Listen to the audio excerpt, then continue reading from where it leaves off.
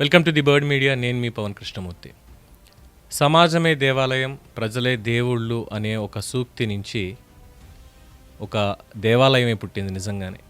ఇది ఎందుకు చెప్పుకోవాల్సి వస్తుంది అంటే, నందమూరి తారక రామారావు గారు వారి భార్య నందమూరి బసవరామ తారకం గారు క్యాన్సర్ వ్యాధితో మరణిస్తే, ఈ వ్యాధితో ఇంకెవరు నా రాష్ట్రంలో మరణించకూడదు, ఎవరికి ఎటువంటి ఇబ్బంది రాకూడదు, దీనికి సంబంధించి ఒక హాస్పిటల్ని ఏర్పాటు చేయాలి అని చెప్పి 1985 తర్వాత ఆయన చేసినటువంటి ప్రయత్నానికి 2000 సంవత్సరంలో, ఆయన నిర్యాణం తర్వాత 2000 సంవత్సరంలో ఒక రూపుదాల్చింది ఆలయం. అదే బసవరామ తారకం అమెరికన్ క్యాన్సర్ హాస్పిటల్. దానికి మొత్తం అంతా కూడా వాళ్ళతో కలిసి ఇండో అమెరికన్ క్యాన్సర్ హాస్పిటల్ 25 ఏళ్లుగా సేవలు అందిస్తూనే ఉంది.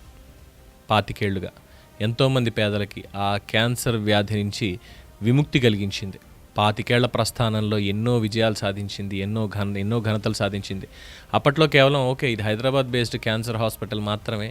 వాళ్ళు ఒక ట్రస్ట్ కింద ఏర్పాటు చేసుకున్నారు. ఆ ట్రస్ట్ పేరు Nandamuri Basava Taraka Ramarao memorial cancer foundation, NBTRCF. అలాగే ఎవరెవరు ఉన్నారు దీంట్లో, Indo American cancer organisation, USA established. వీళ్ళు మొత్తం అందరూ కలిసి Basava Tarakam Indo American cancer hospital and research institute అని చెప్పి హైదరాబాద్లో స్టార్ట్ చేశారు. ఇది ఆనాటి ప్రధానమంత్రి శ్రీ అటల్ బిహారీ వాజ్పేయి గారి చేతుల మీదుగా 22 జూన్ 2000 సంవత్సరంలో ఏర్పాటు చేయబడింది. ఈ 25 ఏళ్ల ప్రస్థానాన్ని ఒక్కసారి తీసుకుంటే, బాలకృష్ణ గారు దానికి ఇప్పుడు ప్రస్తుతం చైర్మన్గా ఉన్నారు. ఎంతోమంది మెంబర్స్ కూడా ఉన్నారు దానికి సంబంధించి. ఇందులో ఎవరెవరు ట్రస్ట్ బోర్డుల కింద ఉన్నారు, చాలా ఎమినెంట్ పర్సనాలిటీస్.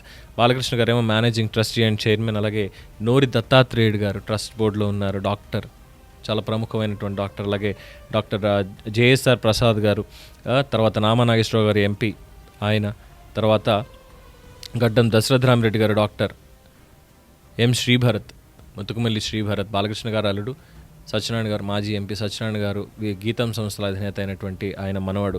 ఇలా చెప్పుకుంటే చాలామంది ఇందులో ఎమినెంట్ పర్సనాలిటీస్ ఉండి ఇప్పటివరకు దాన్ని నడిపిస్తూ వస్తున్నారు. ఈ 25 ఏళ్లలో వాళ్ళు చేసినటువంటి కృషికి ఎవరు కూడా దాని మీద ఒక మచ్చ వేయలేకపోయారు.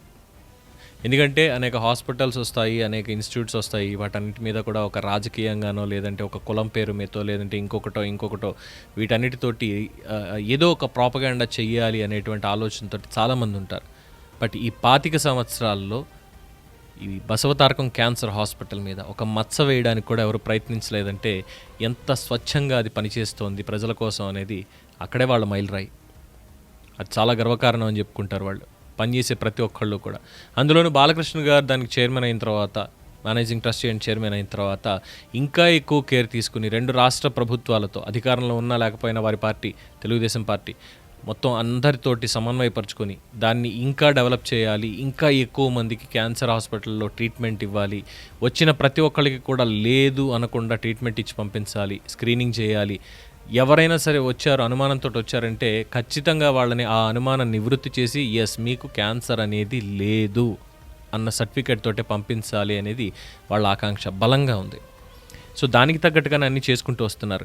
ఇది హైదరాబాద్లో ప్రస్తుతం ఉంది. అలాగే దీన్ని దేశవ్యాప్తంగా కూడా బసవతారకం ఇండో అమెరికన్ క్యాన్సర్ హాస్పిటల్ని అన్ని రాష్ట్రాల్లో ఎక్కడెక్కడ అవసరం ఉందో అక్కడ ఏర్పాటు చేయాలి అనేటువంటి తలంపుతో దాన్ని డెవలప్ చేయడం కోసం అని చెప్పి బాలకృష్ణ గారు ప్రయత్నాలు సాగిస్తూనే ఉన్నారు. అలాగే తెలంగాణలో ఆల్రెడీ ఉంది, ఇది రాష్ట్రం విభజన చెందింది, ఆంధ్రప్రదేశ్లో కూడా ఉండాలి అని చెప్పి అమరావతిలో 1000 పడకలతోటి బసవతారకం క్యాన్సర్ హాస్పిటల్ని అక్కడ కూడా ప్రారంభించడానికి ఆయన ఉద్యుక్తులయ్యారు, చేస్తున్నారు ప్రయత్నం. ఆల్రెడీ అక్కడ ల్యాండ్ అలాట్మెంట్ ఇవన్నీ కూడా దానికి సంబంధించి అయ్యాయి. అఫ్కోర్స్ దాని మీద రాజకీయం కూడా చేశారనుకోండి. అమరావతిలో క్యాన్సర్ హాస్పిటల్ పెడుతుంటే ఏముందిలే, ఎంతైనా బావమరిది కదా అందుకని చెప్పి ఇచ్చేసాడు చంద్రబాబు నాయుడు భూములు అంటూ కూడా రాజకీయం చేయాలని చూశారు. కానీ దాని మీద చాలామంది కౌంటర్గా చెప్పారు, అలాంటి హాస్పిటల్స్ చాలా అవసరం మనకి, అలాంటి వస్తున్నప్పుడు కూడా మీరు రాజకీయం చేయడం, దాని మీద కాస్ట్ అని, లేదంటే ఇంకోటని మాట్లాడడం తప్పు అని వాళ్ళకే చురకలు అంటించారు.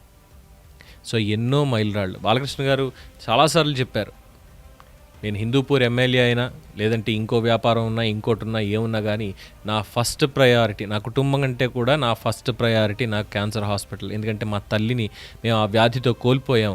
ఇంకెవరూ అలాంటి బాధ పడకూడదు, ఇంకెవరికి అలాంటి ఇబ్బంది రాకూడదు అనే తలంపుతో నాన్నగారి కళని మేము సాకారం చేయడం జరిగింది. నా ఆధ్వర్యంలో ఇది నడుస్తోంది. ఖచ్చితంగా దీన్ని మరో మెట్టు పైకి తీసుకెళ్ళడానికి, ఇంకా మరింతమందికి సేవ చేయడానికి నేను ఉపయోగిస్తాను. ఎందుకంటే మొన్న కూడా చూసాం గద్దర్ అవార్డుల్లో ఉత్తమ నటుడిగా బాలకృష్ణ గారికి అవార్డు ఇచ్చినప్పుడు, ఎన్టీఆర్ పేరు మీద అవార్డు ఇచ్చినప్పుడు 10 లక్షల రూపాయలు తెలంగాణ ప్రభుత్వం ఆయనకి ప్రకటించింది. ఓపెన్గా స్టేజ్ మీద చెప్పారు. రేవంత్ రెడ్డి గారికి కావచ్చు, లేదంటే భట్టి విక్రమార్క గారు కావచ్చు, దామోదర రాజనరసింహ గారికి కావచ్చు, సినిమాటోగ్రఫీ మినిస్టర్ గారికి కావచ్చు, ప్రతి ఒక్కళ్ళకి కూడా చెప్పింది ఏంటంటే ఇది బాలకృష్ణకి ఇచ్చేటువంటి పురస్కారం కాదు. ఈ నగదు బహుమతి అనేది బాలకృష్ణకి ఇచ్చేటువంటి పురస్కారం కాదు. ఎన్టీఆర్ అవార్డు అనేది నాకు ఇచ్చేశారు. దాని మీద వచ్చి మీరు ఇచ్చినటువంటి ఈ 10 లక్షల రూపాయలు మీరు బసవ తారకం క్యాన్సర్ హాస్పిటల్కి ఇచ్చినట్టు, ఇది నాకు ఇచ్చినట్టు కాదు. సో దాంట్లో తెలంగాణ ప్రభుత్వం కూడా భాగం అయ్యింది అని అనడానికి నేను గర్వపడుతున్నానంటూ ఓపెన్గా స్టేట్మెంట్ ఇచ్చారు. సో ఏ ప్రభుత్వం ఒకవేళ ఆయనకి అలాంటి అవార్డ్స్ ఏమొచ్చినా ఏం చేసినా కానీ దానికి వచ్చేటువంటి నగదుని మొత్తం కూడా క్యాన్సర్ హాస్పిటల్కి తరలిస్తున్నారు. అలాగే ఆయన ఎమ్మెల్యేగా పొందుతున్నటువంటి శాలరీలో కావచ్చు, అలాగే సినిమాలకి తీసుకుంటున్నటువంటి పారితోషికం కావచ్చు, దాదాపుగా 70% ఆయన క్యాన్సర్ హాస్పిటల్గా ఇస్తున్నారు. మిగతా 30% అటు నియోజకవర్గానికి లేదంటే కార్యకర్తలకి వీటికి ఆయన ఇది చేస్తున్నారు. ఎంతోమందికి గుప్తదానాలు చేస్తున్నారు బాలకృష్ణ గారు అనేది మన మంత్రి గారు కూడా చెప్పడం జరిగింది. సో ఒక ఇన్స్టిట్యూట్ ఇలాగా దినదినాభివృద్ధి చెందుతూ, అంటే అదేమీ లాభాపేక్షతో పెట్టినటువంటి సంస్థ కానీ కాదు. ఎందుకంటే హాస్పిటల్స్ కూడా వ్యాపారం అయిపోయినటువంటి ఈ రోజుల్లో లాభాపేక్ష లేకుండా అయ్యేటువంటి ఖర్చులు పేదలకైతే ఉచితంగానే చేస్తున్నారు. ఒకవేళ భరించగలిగే వాళ్ళు ఉంటే మాత్రమే వాళ్ళ దగ్గర ఫీజులు తీసుకుంటున్నారు అనేది ఎంతవరకు నిజమో నాకైతే తెలియదు. నేను ఎప్పుడు కనుక్కోదలుచుకోలేదు. ఎందుకంటే అది క్యాన్సర్ హాస్పిటల్, అందరికీ అక్కడికి స్వాగతం పలుకుతున్నారు. ఎవరికి అనుమానం ఉన్నా వెంటనే రండి, వచ్చి సంప్రదించండి, నివృత్తి చేసుకుని వెళ్ళండి అని చెప్తున్నారు. సో ఆ ఏరియాలు చూస్తూ ఉంటాం. అటువైపు వెళ్ళినప్పుడు ఎంతోమంది ఎన్నో ఊళ్ళ నుంచి వచ్చి చిరునవ్వులతో వెళ్ళేవాళ్ళు ఉంటారు. అంటే లాస్ట్ స్టేజ్ ఆఫ్ క్యాన్సర్ని, దాని గురించి మనం అయితే ఏం మాట్లాడలేం. వాళ్ళు ఎక్కడికి వెళ్ళినా కూడా ఏం చెప్పలేం. కానీ అనుమానం ఉంది, లేదు ఫస్ట్ స్టేజ్లో ఉన్నటువంటి వాళ్ళు ఉన్నారు అంటే ఖచ్చితంగా ట్రీట్మెంట్ తీసుకుని బాగుపడే వెనక్కి వెళ్తున్నారు తప్పితే ఎవరికి కాదు లేదు అన్నమాట వాళ్ళ దగ్గర నుంచి ఎక్కడా ఎప్పుడూ వినబడలేదు. సో ఇలాగా 25 ఏళ్ళు పూర్తి చేసుకున్నటువంటి బసవతారకం క్యాన్సర్ హాస్పిటల్కి దేశవ్యాప్తంగానే కాదు ప్రపంచవ్యాప్తంగా ఉన్నటువంటి ఎంతోమంది అభినందనలు తెలియజేస్తున్నారు. అలాగే దేశంలో ప్రతి చోట కూడా దీన్ని ఏర్పాటు చేయాలి అనేటువంటి ఒక ఆలోచన కూడా చేస్తున్నారనేది తెలుస్తోంది. సమాజానికి సేవ చేసేటువంటి ఇలాంటి సంస్థలను ఖచ్చితంగా ప్రోత్సహించాలి. వాళ్ళకంటూ ఒక చిన్నపాటి ప్రచారం, ఒక అభినందన అనేది ఖచ్చితంగా ఉండాలి. అంతేగాని నోటికొచ్చినట్టు మాట్లాడేసి ఇష్టం వచ్చినట్టు రాజకీయం చేస్తాం అనేది మాత్రం ఎక్కడ ఇలాంటి వాటి మీద జరగకూడదు అనేది నా అభిప్రాయం.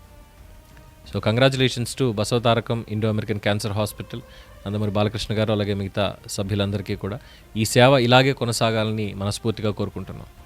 మీ అభిప్రాయాన్ని కూడా కామెంట్స్ రూపంలో తెలియచేయండి. చూస్తూనే ఉండండి ది బర్డ్ మీడియా.